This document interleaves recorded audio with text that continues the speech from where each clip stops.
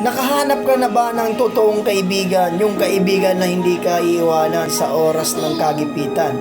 Pero may mga kaibigan na gusto ka lang ng dahil sa pera mo. Pero mali yan. Ang kaibigan talaga ay panghabang buhay mong sandalan. Na minsan, nandyan sila kahit alam mong gipit na. Pero yung mga kaibigan talaga na hindi nang iiwan, yung alam mong kahit saan sila mapunta, lagi ka nilang iisipin at dadamayan.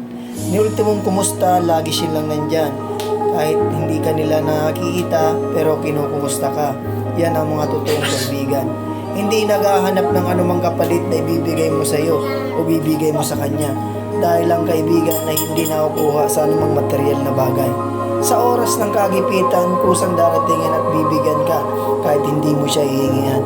Dahil ang totoong kaibigan hindi nasusukat sa salapi kundi sa pagmamahal hanggang siya ay nabubuhay sa mundong ibabaw. Real talk tayo mga guys, lagi niyong tatandaan ang kaibigan na hindi nawawala sa puso ninyo.